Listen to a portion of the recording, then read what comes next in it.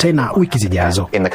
Hata hivyo, kuongezeka kwa mvutano mwishoni mwa wiki pamoja na picha za uharibifu wa miundombinu ya nishati nchini Iran na katika mataifa ya Ghuba kulifanya masoko yaanze kuwa na hofu kubwa. Sasa swali ni, hali hii itatupeleka wapi? Baadhi ya wachambuzi wanasema kuwa iwapo kufungwa kwa mlango wa Hormuz kutaendelea hadi mwisho mwa mwezi huu wa Machi, bei ya mafuta inaweza kufikia rekodi mpya zaidi ya dola 150 kwa pipa. Bei ya mafuta itapanda, yaani kiwango ambacho walaji watalazimika kubadilisha mienendo yao ili kuweza kutumia mafuta kidogo zaidi. Kwa mtazamo wangu, kiwango hicho kinaweza kuwa kati ya dola 120 hadi 150, ambapo hali hiyo inaweza kuanza kujitokeza.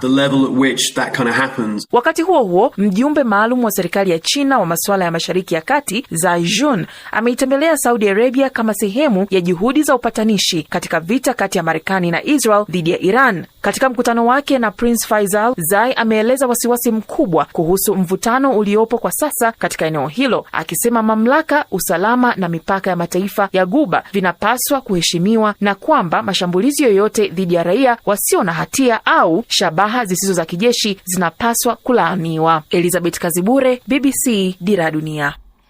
Kwingineko, Israel inasema imeanza mfululizo mwingine wa mashambulizi dhidi ya Iran baada ya Mojtaba Khamenei kuteuliwa kuwa kiongozi mkuu mpya wa Iran. Serikali ya kijeshi ya Israel imeeleza kuwa ndege na silaha za kijeshi zimepiga vituo vya taifa vya Iran, ikiwa ni pamoja na miundombinu ya usalama na maeneo yanayohusiana na makombora. Haya yanajiri huku vita kati ya Marekani, Israel na Iran vikiendelea, na Iran yenyewe ikifanya mashambulizi ya kwanza ya makombora dhidi ya Israel chini ya viongozi wake wapya wa kisiasa. Huyu hapa Nasteha Mohamed na taarifa hiyo kwa kina. Sayyid Mujtaba Khamenei.